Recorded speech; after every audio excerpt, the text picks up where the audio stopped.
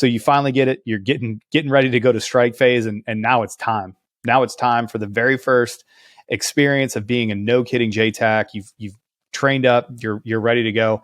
How did the start of strike phase go? And can you just kind of lay it out, like pretend that I don't know what we're talking about, because I don't, because I'm stupid. But strike phase is where? So strike phase is out here in Nellis Air Force Base out in Las Vegas. So that in itself, as a nutshell, for me was an experience. But we were talking before you got on. You'd never been out to Vegas, huh? Yeah, never been to Vegas.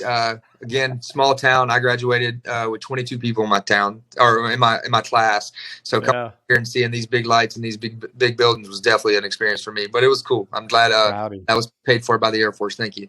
Thanks, Uncle Sugar. Yeah, the Air Force always has their cool stuff in all cool places. Not like the Army. Why do you want to go to Fort Hood? I don't know. But Fort Leonard Wood. Like, what are we doing here? Yeah. Fort Sill. What are we doing here? Why? What is out here? There's nothing here. So we get through phase one, and of course, phase one you start like very, very, very minimalistic JTAC stuff. So you're doing your basic 9 lines, your basic call for fires, and that's just how to get ordnance on the ground. So you're doing that basic stuff, and you're mostly just doing your soldier and ranger skills. You're running around gunning and stuff like that. When I got out here, the first 2 weeks was I'm not gonna lie, strike phase, it was like a water hose effect. Like they just hit you in the mouth with a water hose of information, but they do it in such a great way to where like there's no way you're not gonna understand it. And if you don't understand it, they're like, look, I don't care if it's past the duty day.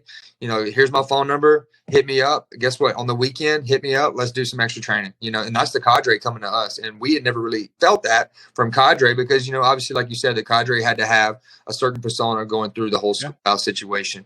But now it's kind of like, hey, we know you're a TACP. We know you're like on the backside about to finish out this JTAC.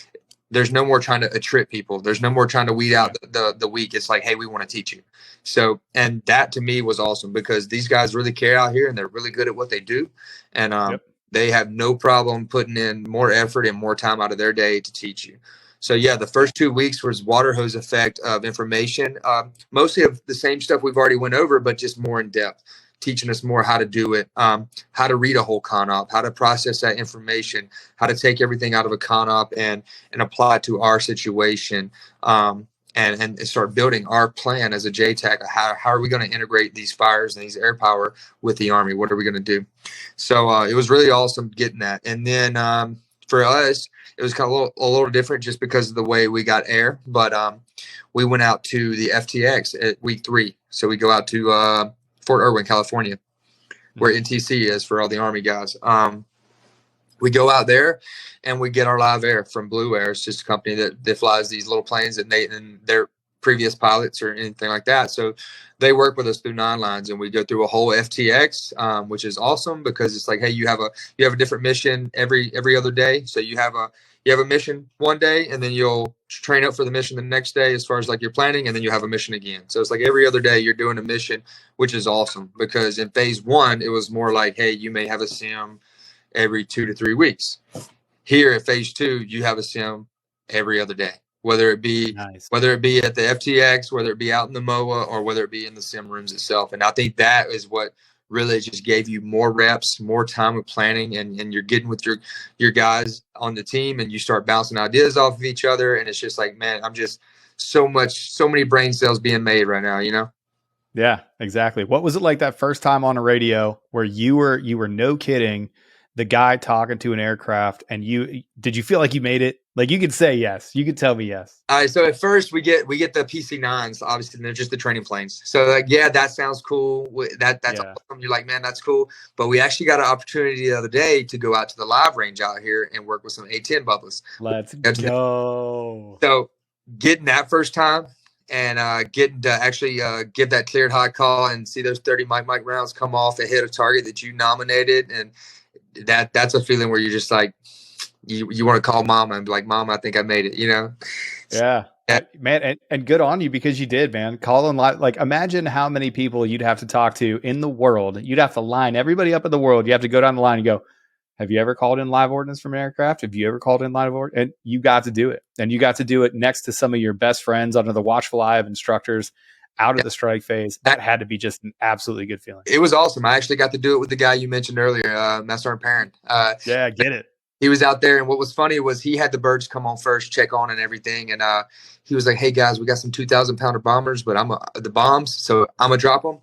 He dropped 12 clicks away. Obviously, he takes the cool ones, but matter of fact, he should. He's the Yeah. so he takes them, and obviously us as brand new JTACs, we're listening to this guy that is like weapons school qual JTAC, and he's like shit hot on the mic, and you're just like it's like you're staring at dad. You're like, this dude's great. Exactly. Yeah. They're trying to pick up everything you can with your notepad out there and write it, circle it. Yep, that sounds sexy. I'll use that one next time, Yep. And then all of a sudden a 2,000-pound bomb goes off 12 kilometers away from you, and you still feel the shock wave. And you're like, what just happened? So it's a very cool experience, and we all enjoyed that. And it was very cool that the A-10 pilots gave us that opportunity, and the weapons school guys kind of got with the TACP guys here at phase 2, and we all actually, every one of our guys from our team got a chance to go out there to the knitter and drop a live ordnance from an A-10, which was awesome. Man, that is just the coolest thing on the face of the planet. I've said this a million times. Peaches and I talk about it. Being a PJ is cool. Doing medicine the first time that you actually feel like you stopped a human from dying, like for us, that's a pretty big deal. The first time that you get a save, right, that's a pretty big deal. So that's what I connect with. But I've said it a million times.